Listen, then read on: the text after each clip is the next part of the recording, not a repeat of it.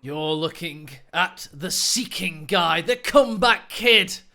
He's 2-2 in this series. He's equalised the stakes. This is a grand final of one of the community's finest tournaments. He's locking in counter-attack tactics, and what a commander for the moment. He is indeed on the counter-attack, because his opponent, oh my, his opponent is Isildur, the mechanical nightmare, the world champion, the man that they said could not be beaten.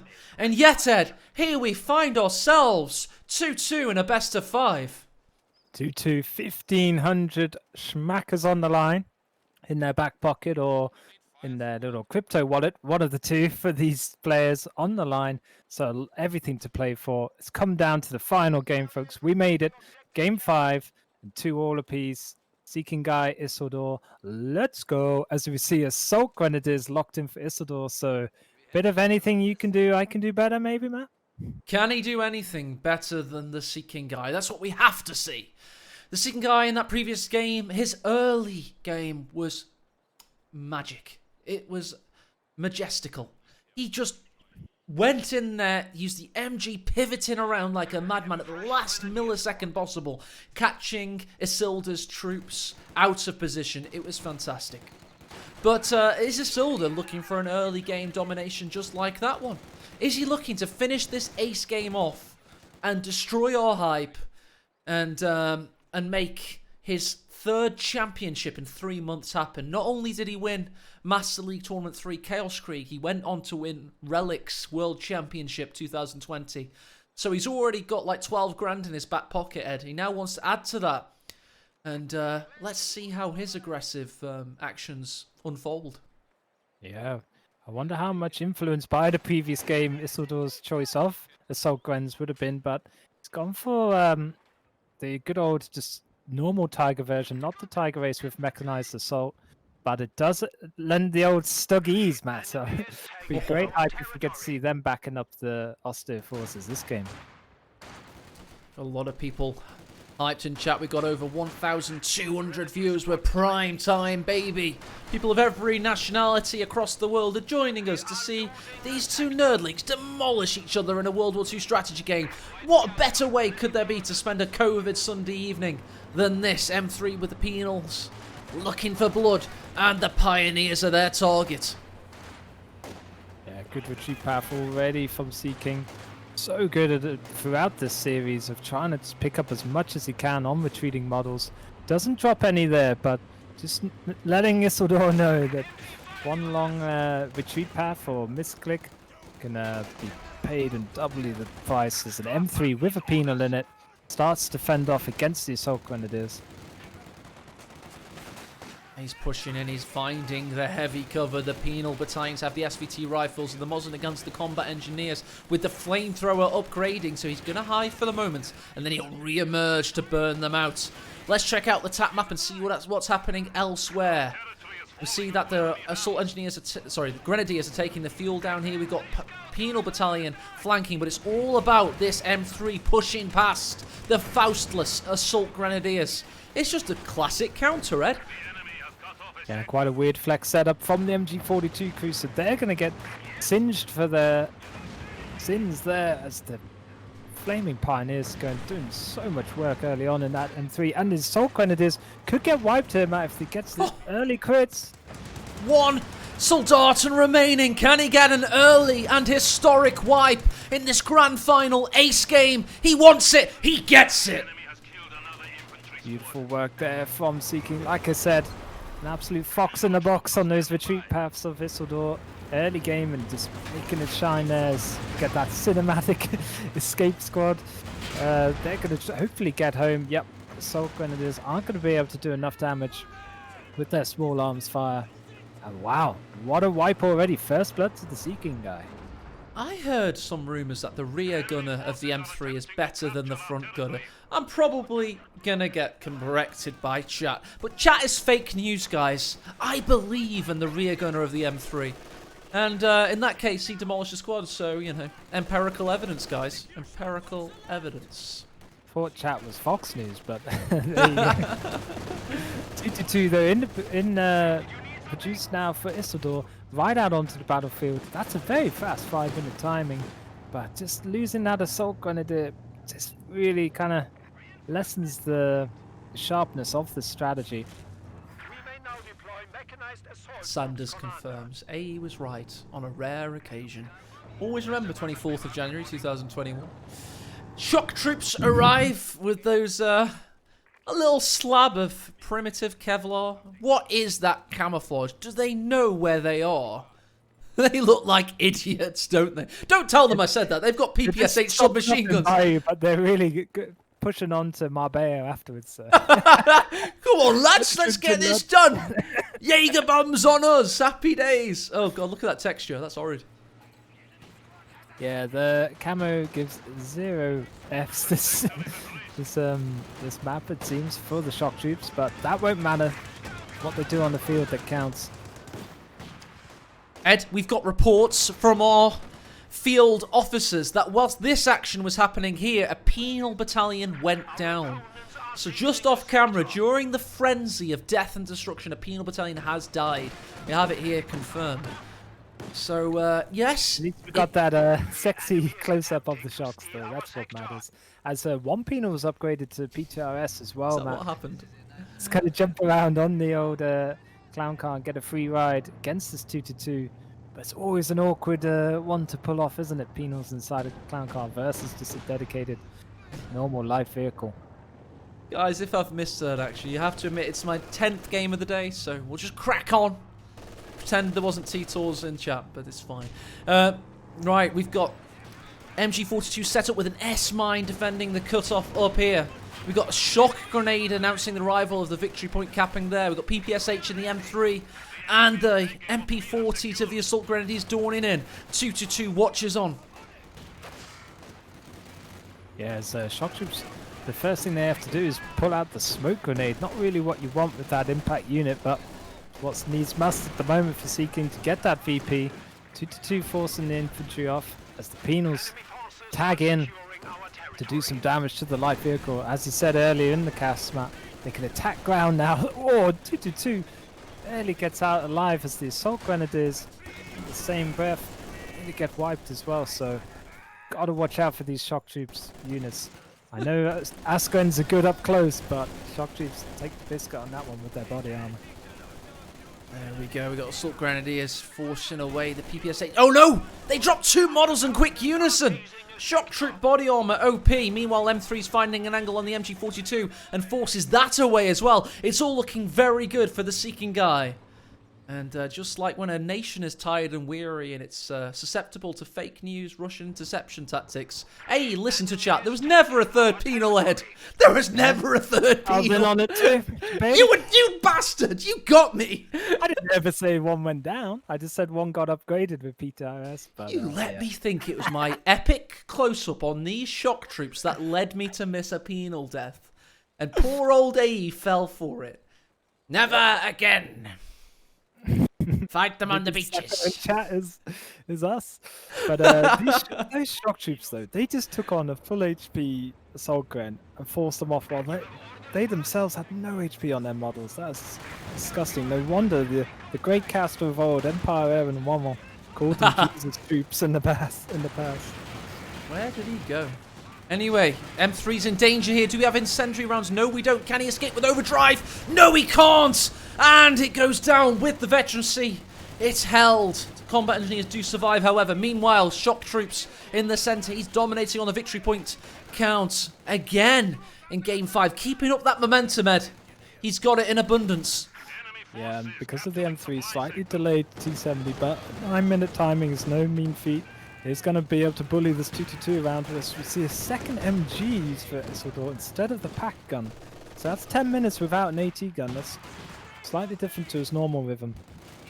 Another mine here, by the way. We just saw one detonate. However, he swept this one. That's why it's very prominent on the cast. Minesweepers to the rescue. 2-2 aggressive to the Minesweeper of the Soviets. T-70 about to hit. What a game this is, and the stakes could not be higher. Oh, they could. Yeah. One of them could have a gun to their families' heads. Ed, next tournament we hire some hitmen. We hitmen, and we make it about stick, not carrot. How about that? It'd be much cheaper, possibly. Best of 5 deciders, just a game of Russian roulette. Idi Mao, indeed, as the T-70 rocks in. And this is not a Russian roulette. This is very much Russian death as it rolls on. By the way, a Soviet tank technology was awesome in the 1930s. They got the best American engineers, of course, and they used the best suspension on their vehicles. And they were practicing. Apparently, the German Wehrmacht went to Russia to learn how to make the Panzer I. The Panzer I did its first trials in northwestern Russia. So, just a little fun fact for you there. Yeah. You can never escape the fun facts.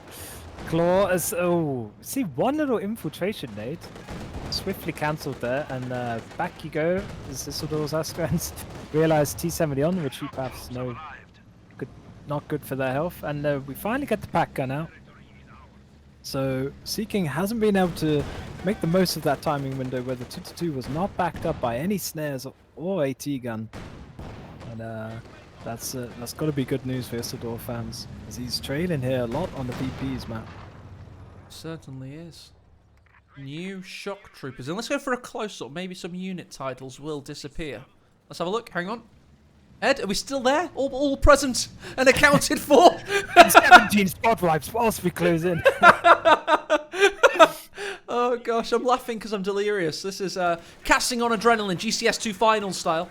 I don't even know what I'm saying anymore. It's all just happening in front of me as we see it unfold. MG42 set up, penals forced away in the centre, grenades traded as the shock troops are dominant. In the north though, combat engineers, do they die, Ed, or do they survive?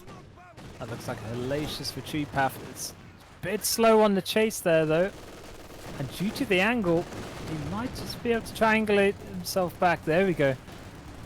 Double vet on the flame pioneer gets home safely for Seeking. That's huge in terms of repair rate, and also a slight pushing unit as well. He needed that flamer alive and got a bit lucky there. That was a slow chase from Isildur, but you can't blame him for game 5. It's a miracle their brains haven't turned to mush completely at the moment. Dude, you can just games. You can absolutely tell right now that Seeking has the better actions and the more cohesive commands. It's not about actions per minute and co. If you're a StarCraft fan, look away now. Company of Heroes is the superior RTS. It was just, unfortunately, a buggy mess when it was released. Co 2 could have been a monster. It could have been the RTS that brought this genre back to the fore. But unfortunately, faulty release, buggy engine, etc. But when you see the actions matter, it's not about how much you do, it's about what you do in Company Heroes. And right now, Seeking is like a master composer. Everything he does makes sense. You can't question the logic that easily. But Isildur looks a little bit in disarray. He looks like there's a bit of discord, to use the actual word. And it's not making sense for me right now. Ed, he's out of tune, let's say. Yeah, slightly, but Isildur, like we've known, no matter in games gone by, he seems to hit a groove along the mid game as well. That's when he really power spikes. So, but Seeking set himself up perfectly with his early gameplay here. I just think the shock troops was a beautiful counter to the assault guns, where Seeking's figured out 2 rock paper scissors moments that have really helped him out against Isildur and nullified any of his opponent's aggression. Do we see Stuggy next? He dodges the steel granate assault and pushes back in. Meanwhile, he's got an assault of his own with the shock troops and the T-70 rearing its ugly head. He's navigating trees. That'll take him a while. Shock troops do this for a grenade on the retreat. No, they can't see the retreating assault grenadier. Couldn't make it happen. Meanwhile, T-70's mine clearing the hard way. Pack 40's out though. Can he see him? Misses horrendously. We didn't get BM telemine within the S minefield patch. That's always a sneaky one. So if your opponent goes over with the live vehicle to clear the S minefields, boom, suddenly hits a teller. But we haven't seen one teller, which is a strange choice from Isildur. Yes, there's one sweeper up, but I still think such a vital comeback ability for Oster could could have utilized it a bit more because he's definitely had the munitions due to assault grenadiers not needing any munition upgrades.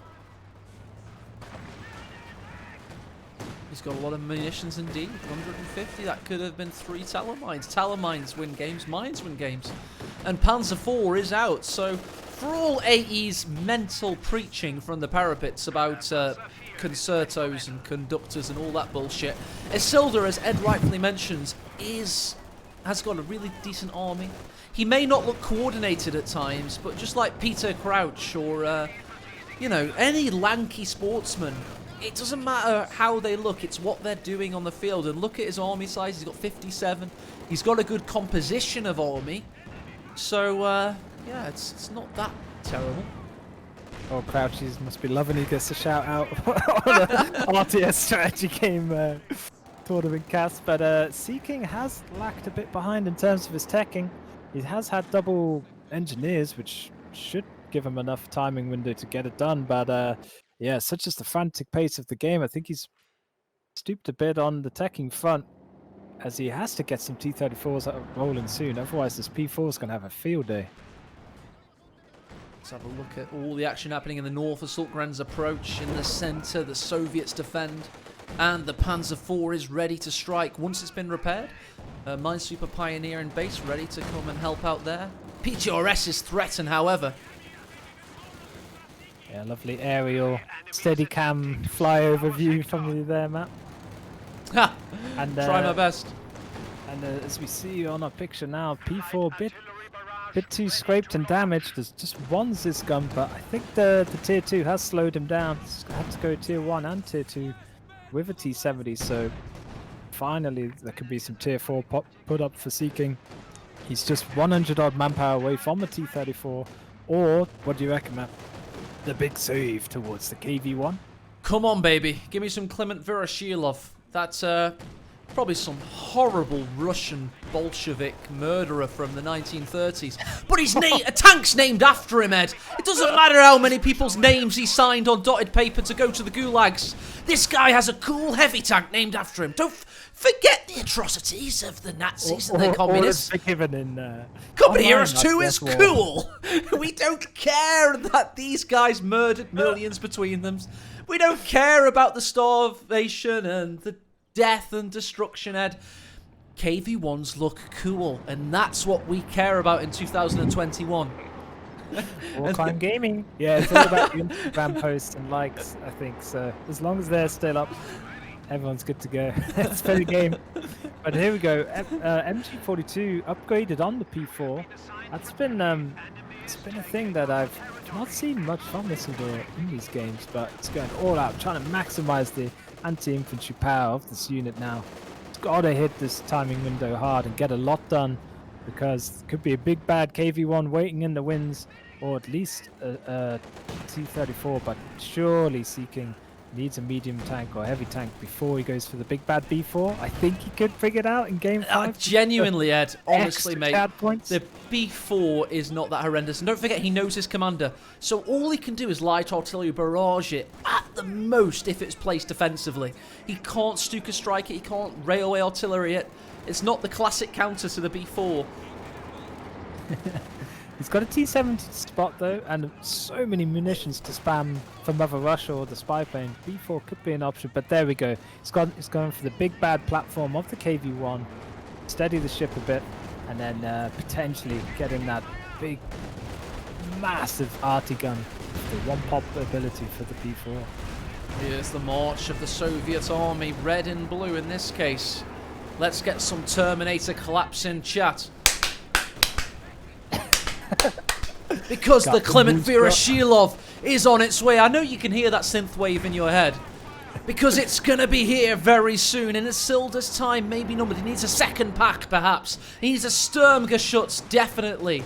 Because the KV-1 is coming, yo. It's going to bust through these bushes with that very weak cannon. But it's going to soak up damage, Ed. And it's going to be the hallmark Soviet aggression. All behind the heavy tank as we attack. Yeah, decision time as well for Isildur. He's just got the fuel mat for another P4. Should he go for it? Or do you get the old big bad Dangerschütz out? No, he's going for the double P4 with the P8 hype. And I think that you might be able to just go for run rings around Seeking's squads because it has no snares other than that one PTRS squad map. So it's putting pressure on his mind game here. Navigating the base bunkers as the KV-1 right now. T70 gets hit by the pack. This game is equal, other than victory points. Everyone's in it right now. 63 versus 62 on the pop cap. Penal Battalion's dying there, but he launches forward with the shot. Throws a smoke grenade, most likely. No, runs away. Oh my god, the Penals went down to the Assault Grenadiers there. KV-1's not happy about what he's seen. No, and they were the PTRS Penals as well, so 0 snare. Let's go for Seekings. It's going to have to do it the old-fashioned way and taking down tanks brutally to the face. And one's this gun, no snares, not many mines up. Looks like a great platform for Isidore to push on from, but deletes his P4 from the build, the second one, Matt, and opts back for the second AT gun instead. Heard the rumbling of thunder behind the fog of war, behind those trees. He heard the KV-1 coming, yo, and he went for the second pack. That's a good decision. Thought the rumbling was just my belly, but yeah. I'm starving, mate, yeah. Kept that big tank at bay, but second P4s. Slightly more negative choice than... sorry, the second pack gun, slightly more negative than the P4, but could do work. You do need a lot to stop this KV-1 beast. Very well armored, especially from the front. In the Grenadier Field Manual from 1941, they recommended the only way to stop a KV-1 is to climb on the back of it, open the engine cover with your spade and throw in a grenade, and that's all you could do. It was that heavy and that beastly. As the Assault Grenadiers pushing against the shocks, we've got the T-70 surviving, got the Panzer IV watching on. We do have a rare escape from Silder in the north, going for the victory points on 212, don't forget. Yeah, double the victory points for Seeking. He's got a good cushion and a good build order here. I just think, I don't think we're going to see much B4 action because he does need to flush out his troops. Flesh out the build with a T-34, I would say, just for that anti-infantry damage and something to flank around and push these. T-70 cooks up, Ed! It's burning asunder right now, and it's a dead corpse piece. They push in. Everything's pushing in. Isilda's pulling the trigger. He's used the Assault Grenadiers as the arrowhead to his shaft, and he's looking to force his way into Seeking's lines right now. He gets that double pack platform up, ready to push him with his P4, but thinks better of it. Knows there's still some infantry squads around, and he just doesn't have his Assault Grenadiers in position. They're too busy capping. So he builds a Panzer Grenadier as well, sneaks that one into the build order. And I just think, yeah, it's good little pick off from Isidore, but there's the patience and the poise just to pull back. If it isn't on, just come back, reset, and go again later. This guy is going to have no unwanted children. He knows when to pull out of a situation. Isildur, that was masterful. That is the mark of elite play. Joking aside, if you know when to cancel an offensive, it will win you tournaments, and that's exactly what Isildur did then. He cancelled his offensive, and he drew out before he needed to. And now he goes back for the second P4, so we'll get it in the end as the KV-1 pushes on. MG42 is going to be powerless to that, has to retreat back. But Seeking now, having lost that T-70, suddenly doesn't have as much vision as he had before, or crowd control on the flanks. So we could see either a Katusha or probably a T-34 just to shore things up here for the German player. KV-1 being a sponge for damage again. Packs yet to climb inventory after they were so mercilessly decrewed earlier on in the game. Vet 3222, by the way, not quite spotting scopes Love Nest style, but still they're going to help enormously. That's a big committal from the 222. KV-1 sniffs it out. But nice retreat there from us, so they'll realise it's not worth it. As annoying as shock troops are on a VP of yours, sometimes you just gotta let them go, come back and fight another day. And the Vet 3222 is definitely worth keeping alive there. So good restraint there from Isildur. Very good restraints, and I think that's another way to put it. We're getting the thesaurus out for his plays right now, because he's showing aggression when it counts, and that's how Wehrmacht players prosper. It's not about just throwing caution to the wind and throwing your Vet 3 Assault Grenadiers into the maelstrom. of the Soviet meat grinder, that deep defense. It's about picking your moments, and it's about gaining veterancy. It's about getting to that situation where you have a better army than your opponent. At the moment, you have to favour Isildur's army here. Despite the VP showing another story, his army values pretty much perfect, bang on for what the timing window you'd want to be at 25-minute mark. And you just see the pop cap as well. Soviets only 53 to Isildur's 87. Would be looking to pull the trigger soon here. Doesn't really want Sea King to sneak out some later game units like the Katusha or another KV-1, but no, goes for SU-85 instead. Realizes the threat of the P4s. It only has one Ziz gun, so it cancels the Ziz gun. SU-85 will be the play. Certainly will, and that, if you're a Sea King fan, from my opinion personally, that is not good. SU-85 means you're on the defense, you're on your back, you're fighting to counter-attack, and definitely if you look at the minimap in your bottom left right now, you can see that that very much is the picture, as Isildur is the wolf at the door. Very high veterancy on all of the units for both players, but it just seems the Axis forces with those vetted pack gun now, Vet 2, that's going to be a decider in these tank engagements as we get to the Kursk battles of the late game. Kursk is the word. Not bird, it's Kursk, because it's all about that deep battle lead. And that's how the Soviets beat the Germans in that famous last throw of Hitler's dice. Way before it actually ended up being over, but it was over after Stalingrad and then Kursk, of course. Just had to actually use all the tanks, didn't they? Just thought, well, we've built all of these. Throw them in. So what you're telling me is the Sturmgeschütz is very efficient, and it's very good for how many Reichsmark 6 cost. Make me a huge Panther! I want to see a bigger tank! A few Tigers as well, but these Pack 40's doing a lot of Grenade work. Here! Oh, there we go! Assault Grenadiers might not even escape! Indeed, they die where they stand! Another Russia popped by Sea King there. There's one wipe. Start of a comeback, potentially, within this seesaw battle. Gets the smoke down, but those shock troops do have to go home. They're hella low. 2-2 wants to try and pluck them from there. Shock troops annihilated from afar there. That looked like a shell from the AT gun. I'm sure it was the MP40 that actually did it. Meanwhile, KV-1's surviving, but Sea King Guy is not. He has 2 standard territory points to his name, and Isildur has 3 victory points, 2 fuel points, 2 high munitions. Yeah, it was a glorious wipe for Sea King, but then just no retreat there on the shock troop. Fatigue kicking in like mad now in this late game, and Isildur answers the call and gets another wipe in return. I feel way more favouring Isildur that exchange there, and we see 39 fuel per minute, Matt. Tiger's on its way. It is indeed. What a way to see this tournament out. 640 manpower in the bag, 230 fuel closing in. He needs it and he wants it. He wants to finish off in style. And Isildur right now is earning a tournament victory. Not that he didn't before. We all want to see him pay in blood for what he deserves. And he's done that right now. Isildur is your reigning champion. He thwarted a fantastic contender today in Sea King, who just came up wanting at the final hurdle. GG, well played to both. What a series.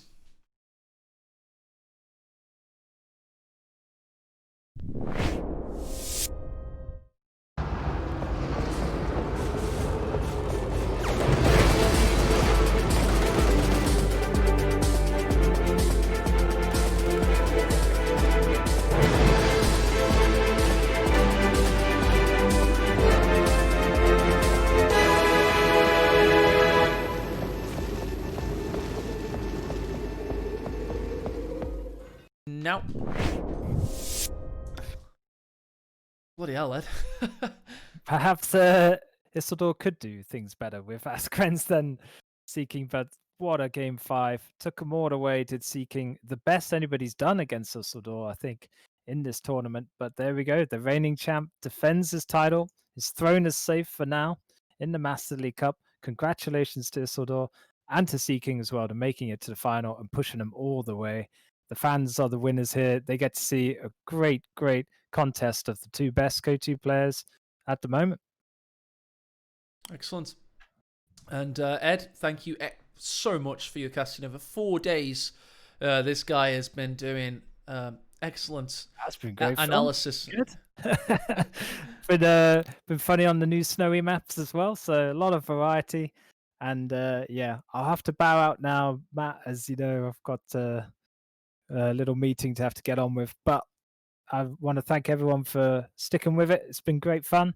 And yeah, onwards and upwards to the next one, Matt. I hope you get some interviews in and we hear from the players. It'd be great for chat. So take Certainly care. would. One love. And I'll catch you in a bit. See you later, Ed. Bye-bye. Thanks, mate. Bye-bye. So just back to my camera now. I'm trying to get Isildur in for a text interview if he's available. Let's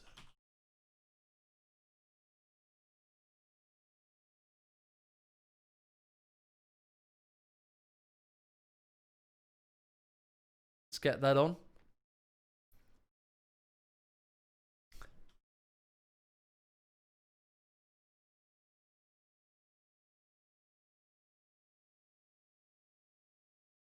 There were 10 questions I sent him earlier in the week for an article, and he'll answer some questions from chat as well. So give him 3 minutes, guys. He's just answering the questions now. It will be a text interview. He does not have a microphone, and he is quite a shy guy, so just stick with him for a little second. But there's 10 questions I asked him. He's just answering those now. No, they're these. Oh my god, that's terrible. It was with breaks in Discord. Is Co1 name? Interesting question. Okay. Saved Jibber Jab Jobs.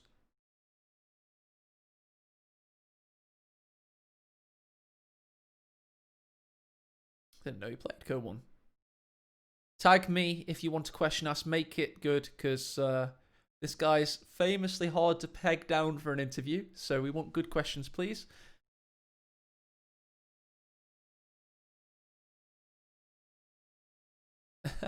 EIAA is laughing as well. Orange Pest, I know, that's quite funny. God, why are you gay? It's some very trollish questions right now. Guys, if you didn't see the announcement earlier, I am marrying Ed 80Hz. We have both come out as no. But the announcement earlier is that Master League Tournament 5 is on the horizon. I'm giving patrons the chance to vote on it later this week in terms of format. But loosely speaking, it is going to be over 6 or 7 weekends on the Saturday afternoons. I think Saturday afternoons are a great chance for Koreans, Americans, Europeans all to play at the same, and Chinese, Asians rather, to play all at the same time with nothing the next day to worry about in terms of timing difficulties, okay? So Saturdays, I'm thinking an episodic format where we break a tournament down, GCS 1 style, if you're an old school person, such as myself, where we had like a tournament and we broke it down and how we had it every Sunday. So we have an episodic format, and it could end up looking... Let me try and find a bracket. I did a double elimination system based on this, and it would be so much better than other ones we've tried that have been double elimination. So let's just have a look at this over here. Movie recommendation. Please ask, is in Middle Earth fan? That's probably... that's a good one, Gelford. I like that. I'll go down to that. I've asked Gelford's question. It's the only good one I can see so far. So we've got 2 good questions so far. Anyway, what was the next thing I was doing? Oh yeah, let me just log into this account, see if I've got it saved on here. No, it certainly is not. Bring this up. I'm tired, guys. It's been 10 games of action today. I'm absolutely stuffed. If you want to see this on YouTube, please check back in the morning. I might not have time to do it this evening, to be honest. And I would please urge you to watch it on YouTube if you can. It does help poor old AE out. Gives me some much needed 0.00001 cents per view. Right, here we go. This is what I'm thinking for ML5, everybody. After next month, you've got, in February, you've got Angry Dutchman's Vanilla Deluxe Tournament. It's going to be pretty hype. It's a Master League affiliated event, meaning it gets ranking points. It gets some of the prize pool, $200, $400 total. Then in March, you've got... I'm closing my eyes because I'm going to get a migraine from the bloody screens. I'm getting old now. In March, you've got another Master League affiliate event. It'll either be TR Clan with Alvardi leading the front. It'll be a Commander Veto tournament in that fancy spreadsheet he's created. Or it'll be the Angry Bears Clan with a Blizzard-based tournament, bringing back the cold tech memes. You'll have patrons will have a chance to vote on those two options. That'll be in March. And then in April, you should be treated with ML5, the Weltmeisterschaft, which is German for World Cup or World Championships, whichever way you want to do it. The World Cup for them is the FIFA Weltmeisterschaft. So, yeah, that's ML5 for you. It's going to be like a cheeky jibe trying to say, the community can do a lot too. $2,000 for the first place winner. $4,000 in total of Patreon funds. And as I said earlier, it's going to break things down into every Saturday. We'll have a segment of the tournament.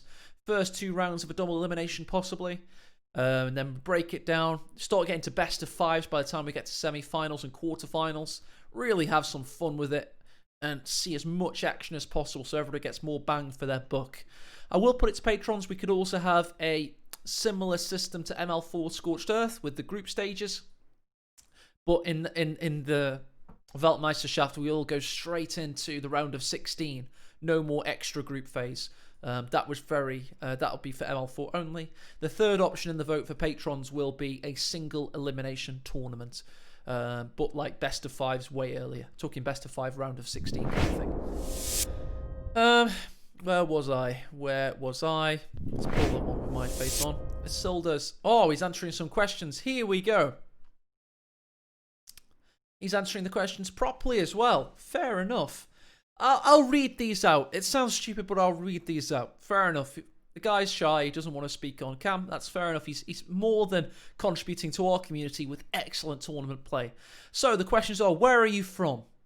Durham, the north of England. Beautiful city. How old are you? He's 24 years old. What are you doing in your life when you're not playing Company Heroes? He's the standard 9 to 5 as a mechanical engineer. He's worked for 3 years full-time now since uni. This guy graduated as an engineer and he's been working the 9 to 5 and he's still finding time to be the best player in the world. How did you find this game? My friend in real life played Co-1 a lot. He got me into playing Co-1 2 versus 2 on some map where you would repair the rivers and start and camp with MGs. Ashless River he's talking about. Later, I got into Co2 and would start playing versus AI a lot, working up to being expert within 10 minutes comfortably. Then I was pretty much good to go into auto match. When did you start playing? Late 2016. Wow, this guy's come a long way in 4 years. How did you get so good at Co? I watched a lot of Nagano and Loveness Twitch streams, and I tried to emulate them the best I could at the beginning when I sort of had no real playstyle. How would you improve the current... Sorry, that's an answer. Next question. How would you improve the current Co tournament scene? What would you like to see? Don't make them handicap tournaments. But yeah, what the fans want to see right now, I'd happily go ham with Ostrupen and WC51 till the end of time. So, of course, this guy wants to play Ostrupen WC51, and he sees that it's what the fans want to see. So I think he gets the idea that it's a balance. Next question. How far do you want to go in co-competitive? I guess till I start to decline.